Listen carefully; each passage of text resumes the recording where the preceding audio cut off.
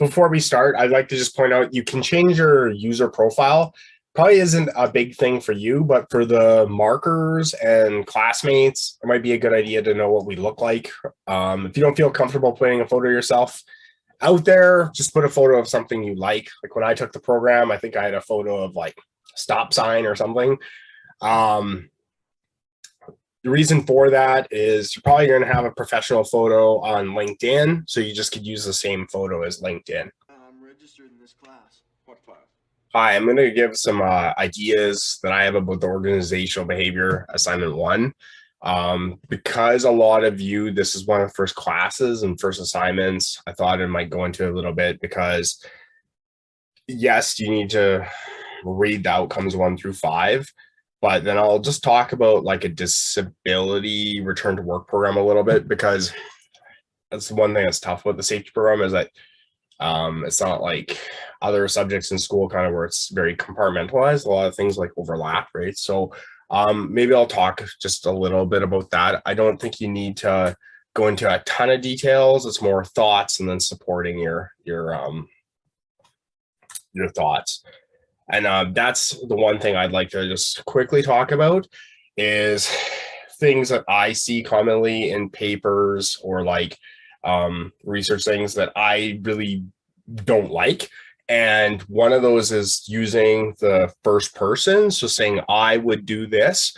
Well, if someone looks at this document in 5 years and you don't work there anymore, I guess like you don't care anymore, but like why is that important? Like I isn't important. It's you should say the OHSP, like the occupational health and safety person, or what professional, like whatever. Right. So like the OHSP is what you should be describing yourself as, because that's the role you are in the paper, right? You're not you. Like no one cares what John thinks. They want to use like me as a resource for what I'm supposed to be doing in the paper, right? So your role in writing the paper is more important than you as a person. I'm sorry to shatter your dreams, but people at work care about what you do, not who you are as a person. So there's that. And then the other thing I was going to talk about real quick. So the first person, and then the other one is a huge thing is justifying your decisions. So if you make a recommendation, the company should do this for Bill, the company should do this, all of that takes time or money. So again, if it goes back to like, I think we should do this. Well, first of all, who are you? Like, why is your solution better than my solution? Like, I could also say, I think this. So like, who's right? Well, you should be right because you're the safety professional, right? So you call yourself that, and that's what you use. And then always you justify your decisions, because like with my background in safety, the moment you want to start spending money or time or change people's like work outcomes, they really are testy a little bit and saying like, well, why do we have to do it this way? What are we doing it this way? How much is this going to cost? So you really want to justify that. Okay. So that's my thought process about writing any of these assignments is like, what is our solution? How do we justify it? So somebody can't come back and say, well, why don't we do this instead? Right. And that's often in meetings, right? And you might experience that as well. People are like, well, I've worked at organizations and I was involved in safety. And that's probably why a lot of you got into this program. I'm not dismissing that. And it's good to vet ideas. Like obviously things get better with continuous improvement, but the reality is like, you kind of want to be not questioned all the time about what your motives are. And if you are, you want to be in the position that you're coming from strength and that you have external documents supporting you. Why do they always want to do it the hard way? If you haven't seen this, the required formatting guide, it's in the table of contents. Students read me first. I know at the start of the term, there's a lot of courses and a lot of stuff going on, so maybe you missed this. The OHS required assignment guide format, pop in here. It'll show you, it goes into like description of what we want, but really it's Times New Roman, double spaced. You always want to have an introductory page, like a title page. It goes through, you can just copy paste this if you use the regulations or whatever. Formatting templates. So I actually have a sample paper here. I'm going to show you how to copy, like make this page very similar. It goes through, especially if you haven't been in school for a while or you don't remember any of this stuff.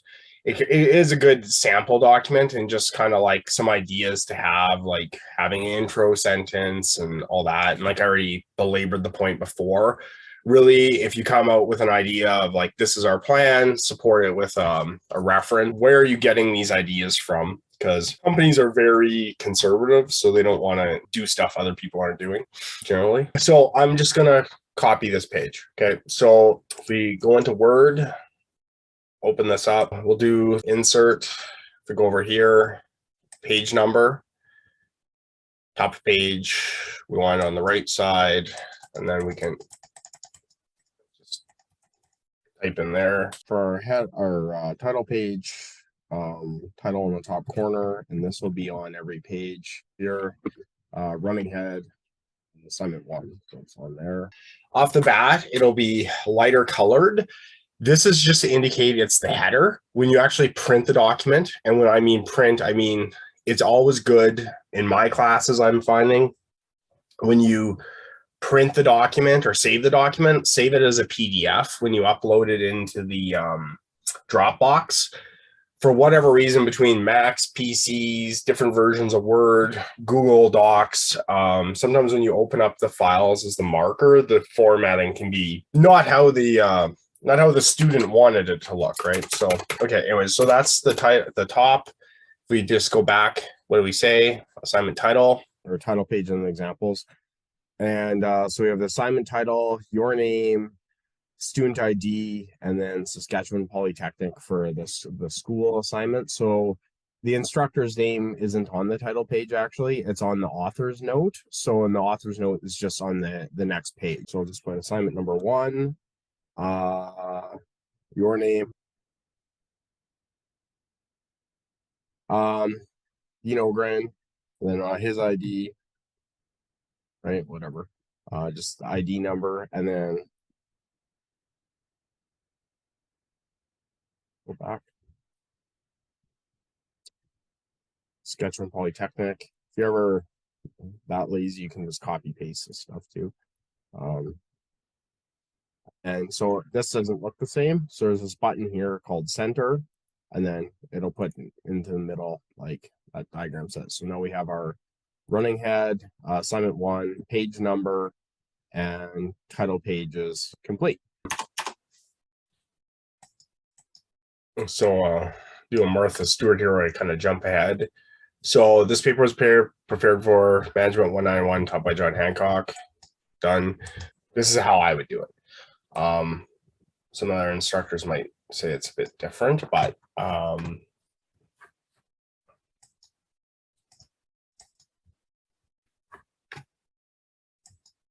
let's just take a look at this. So if we look at the rubric, this makes it really easy for the marker and puts them in a good mood when they're marking your stuff.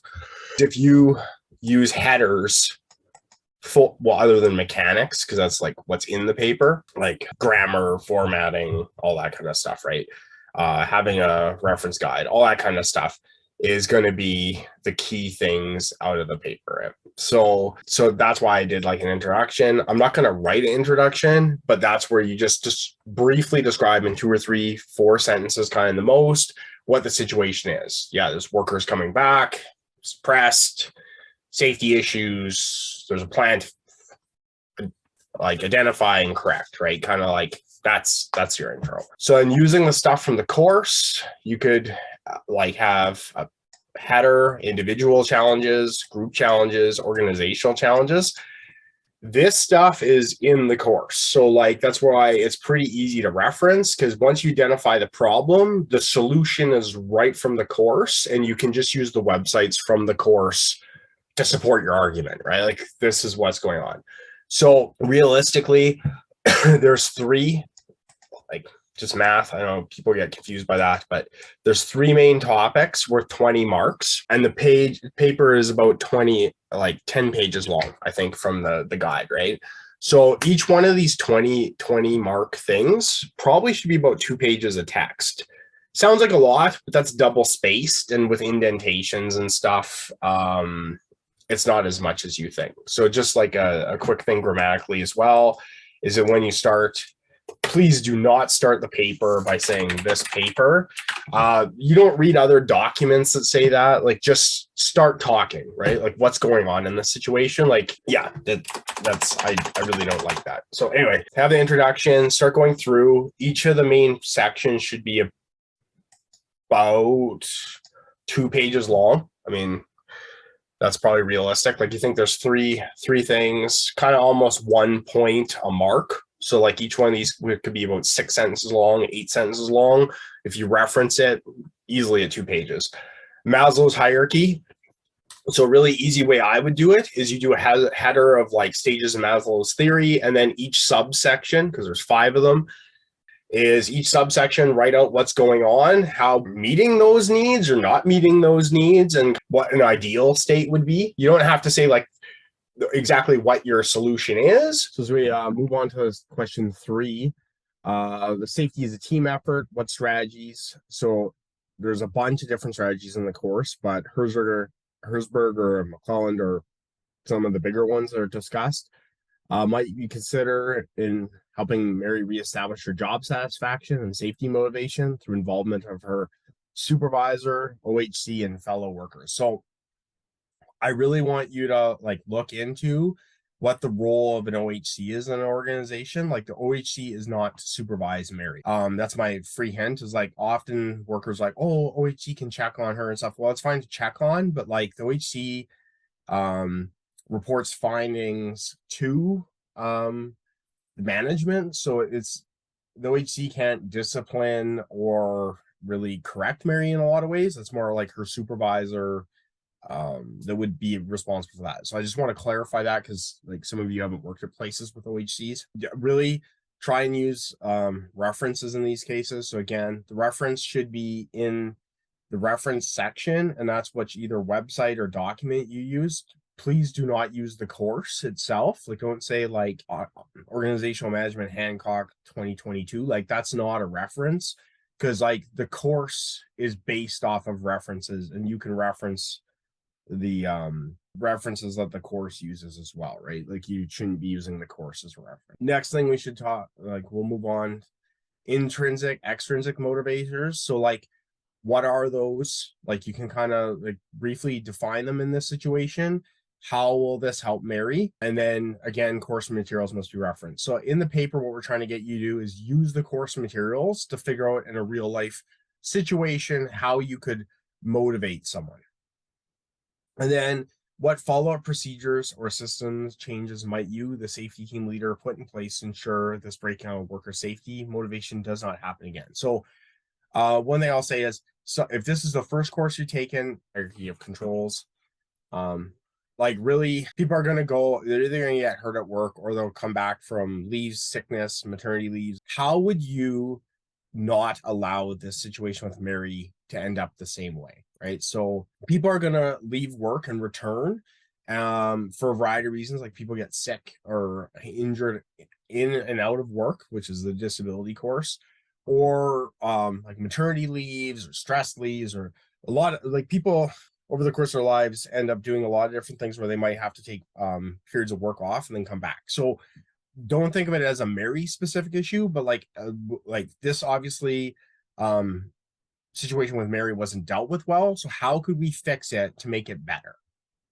So that like a guy comes back from a cancer leave, someone else comes off from maternity leave, someone's injured at work and they come back after 3 months. Like, how do we make sure in this rapidly changing environment that workers aren't being left behind and possibly getting re-injured at work or like disincentivized from working there anymore, right? So I don't know if you know this, but like Canada right now is this quite large labor shortage. So skilled workers like Mary, we don't want to have leave because they don't feel like they're included in the company anymore, when probably this is more like a misunderstanding than an actual like situation. So the hierarchy of controls will be in many of the other courses, but that this is something you could talk about in this section, or you could talk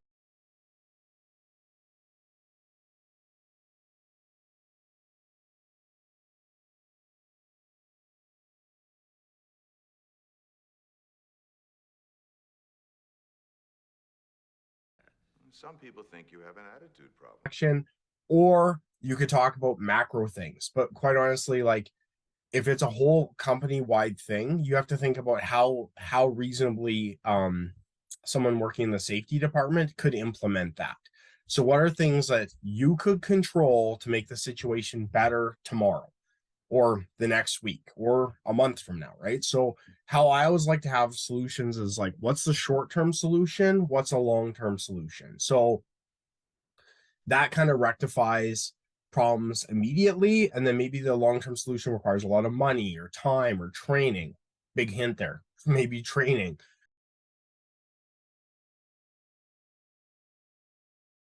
And then follow-up and long-term suggestions. My suggestion is always with any document is have some short-term and long-term suggestions. Usually long-term stuff costs money and takes a lot of time. So always you want to have and I guess follow-up would be like the short-term solution, but you could go just short-term, long-term. Short-term in safety often is where you get the street cred on the production floor or like whatever industry you're in, because people see you making changes, right? You're going to have to do something immediately about him. And then there's also the long-term. So as I mentioned before, in the content student read me first section, there's a video that specifically goes into referencing. And I also have a channel, SAS Poly John, on YouTube. If you add me on there, you can access the other videos as far as I know. And then, but here's a really quick explanation of kind of how to do referencing. I find this is often the thing people didn't learn in school, or they forgot, or who knows, lost to the ages to them anyway. So where did you get your ideas from is in the references. And kind of how the references go. Like I have a separate reference video where I actually show how to do this step by step. But I'll just talk really quickly.